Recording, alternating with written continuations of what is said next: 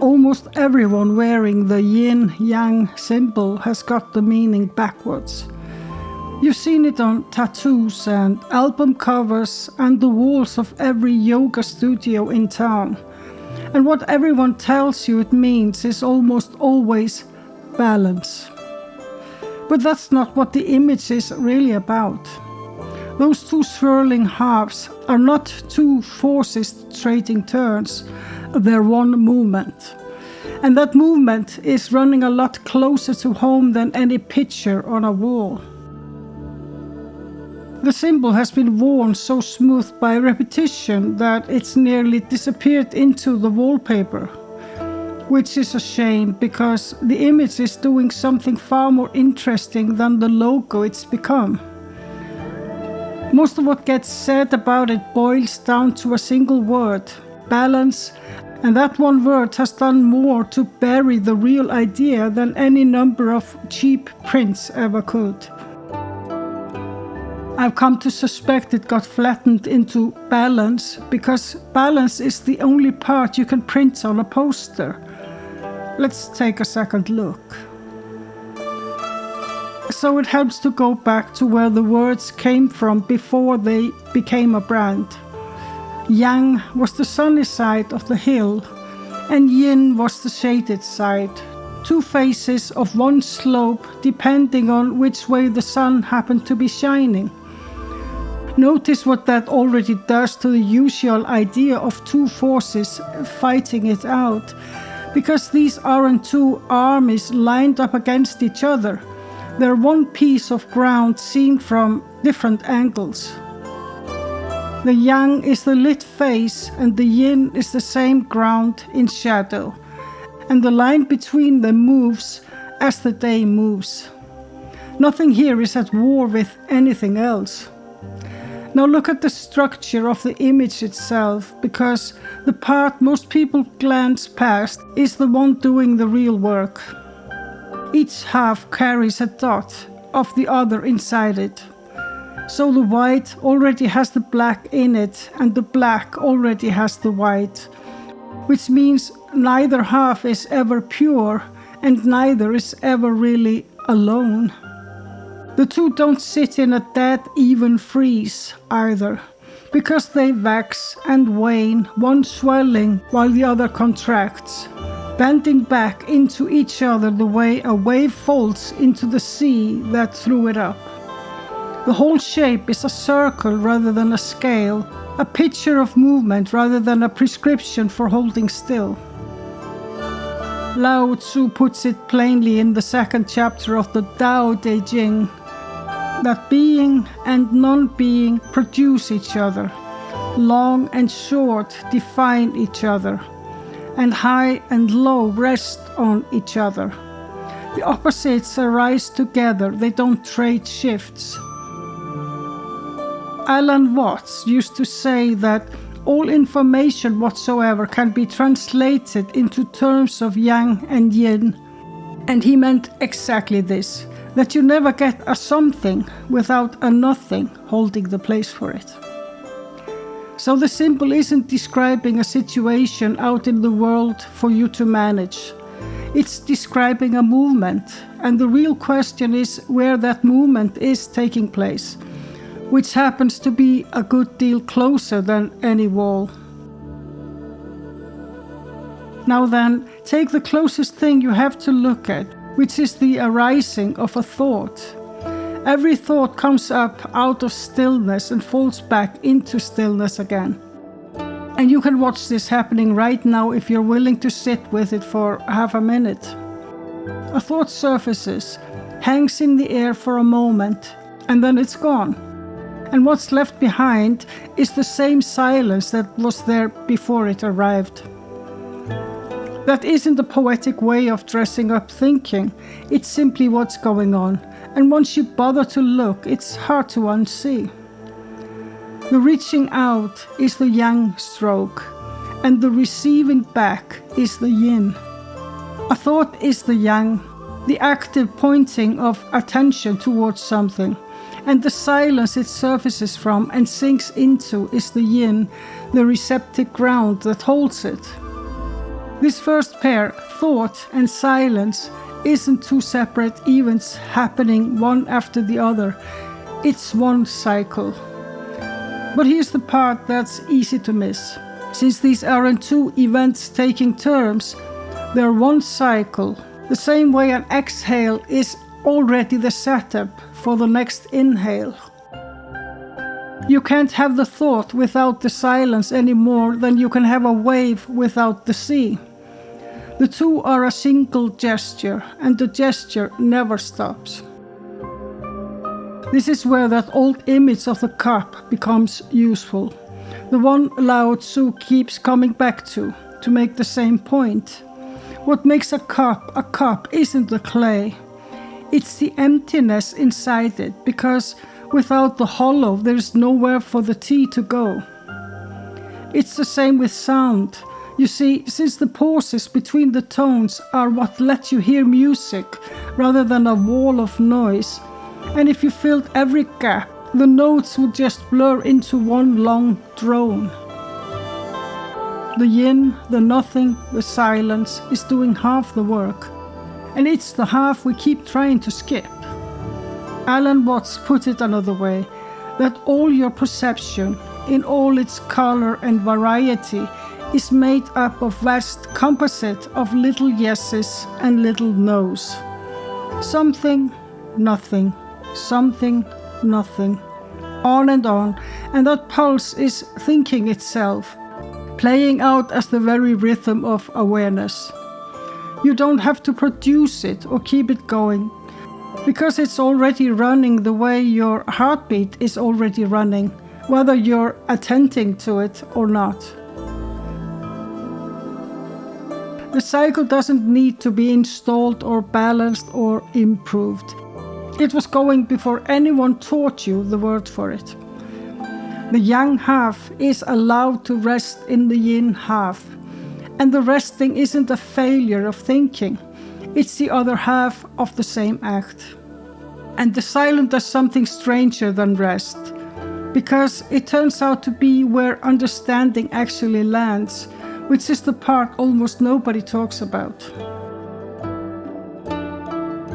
Before we dive in, if this kind of content resonates with you, come find me at luminaryflow.com. There's a free gift waiting for you. You'll find the link in the top comment below. Now let's get back into it. Notice what happens when you try to understand something. The effort of digging at the question is yang, the active work of attention pushing at it. And then the moment the answer actually arrives, all that effort stops, the grip relaxes, and the understanding lands on its own. That landing is the yin half of the knowing. You can feel it if you pay attention. The way the tension drops out of your forehead the second the thing clicks. This is why your best ideas come in the shower, or on a walk, or standing at the kitchen sink doing the dishes, and almost never at the desk where you've been grinding at the problem for an hour. The effort sets up the question, and the surrender delivers the answer. And both halves belong to a single act of knowing. You can't skip the yang and expect the yin to deliver, but you also can't bully the yin into showing up by doing more yang. So in the same way, the desk does the asking, and the shower does the answering, and neither one works alone. This second pair, effort and surrender, are the two halves of one act of knowing, not two separate skills you practice for different days. The Daoists had a name for this, and it's worth saying carefully because it gets mistranslated so often. Wu Wei, usually rendered as effortless action or non-doing, doesn't mean sitting on your hands and waiting for the world to hand you things. It means acting with the yin half included, so that the doing carries its own rest inside it. and the effort doesn't overrun the surrender that lets the result arrive. It's the cup again, where the clay is the effort and the emptiness is what makes the effort useful. A doing that has no room for the undoing inside it just burns out. Lao Tzu describes the effect of it with that disorienting logic he's so fond of, that if you want something to return to the source, you first let it spread out. And if you want it to weaken, you first let it grow strong. The yang run is always already bending back into the yin return. And the strain only begins when you push past the turning point instead of letting it turn. The effort itself isn't the problem, because the problem is refusing to let the effort complete itself, refusing to let the clenched hand open again. Clenching and opening are one motion, and they belong together. And there is a cultural habit wrapped around all of this that makes it harder to see, because I think we're trained to worship the yang half of knowing. More effort, more grinding, more techniques, more frameworks, and to treat the surrender as kind of giving up. But the part that actually delivers the insight is the part we are embarrassed to admit we need, which is a strange thing to be embarrassed about, given that it's doing the work. And it raises an uncomfortable question about the whole spiritual project, because if even understanding needs the yin half, then the entire project of becoming a more awake person has the same structure to reckon with. Now consider what the spiritual marketplace has been selling, because I think it's worth seeing clearly. Almost the whole of it trades in becoming.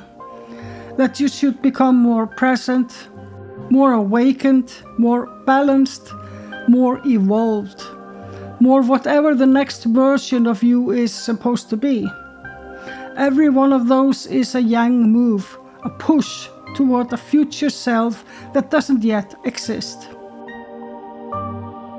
And there is nothing wrong with striving, except that this is only half of the symbol, and it's the half that's easy to monetize. The other half barely gets mentioned, because you can't really sell someone something they already are. The yin half is being, which is to say what's already here before any effort gets made, the awareness that was never absent while you were busy trying to improve it. That's the third pair, becoming and being. And like the other two, they're not stages you move through, but two halves of a single motion. The symbol holds both halves, the becoming and the being, the striving and the resting. And the teaching mostly sells only one. It hands you the yang and quietly drops the yin on the floor, and then wonders why everyone's exhausted and still feels like they're getting nowhere. So the half that does the holding got left out of the sale. Lao Tzu keeps naming the half that gets stepped over, and he does it in a way that sounds strange to a culture built on climbing. He keeps returning to the feminine, the receptive, the low and the quiet, not as a claim about men and women, but as the half that the ambitious mind keeps walking past. The valley spirit that never dies, the empty space that makes a room livable, the water that finds the lowest place and still wears through rock. All of it is the same gesture made in different images. He's not telling you to stop, because he's telling you that the being half was doing the supporting all along, and the becoming half keeps taking the credit. So this isn't the usual instruction to just stop trying, because that would be another yang move dressed in yin clothing, one more thing to achieve, It's closer to noticing that the awareness you're straining to become is the same awareness reading this sentence, and it doesn't need to be produced, only recognized. The yang of doing rides on the yin of already being, the way a wave rides on the sea that was already there, and the energy gain the old texts keep talking about isn't mystical at all. It's just what happens when you stop splitting the doing from the being and paying for the split out of your own pocket. Which leaves the three pairs we've been watching: thought and silence, effort and surrender, becoming and being, sitting on top of one another. And they're not three separate techniques to practice. They're one pattern showing up in three places. Thought reaching out and silence receiving it back. Effort digging at the question and surrender letting the answer land. Becoming the whole push towards some better future you, riding on being the awareness that was here before you even started pushing. Three names for the same motion, and it was never not running. So yin and yang was never a philosophy to adopt or a balance to achieve. It's a description of what consciousness is already doing. Thought and silence, the effort and the surrender, the becoming, riding on the being. The recognition is enough because there's nothing to add to a movement that was never not happening. The only question worth sitting with after that is what actually changes in a life when you stop trying to fix a rhythm you already are. And that's a question that the silence will answer better than any symbol on a wall. If this resonated with you, come find me at luminaryflow.com. There's a free gift waiting for you there, and you'll also receive my newsletter with thoughts and inspiration behind each video. You'll find the link in the top comment below.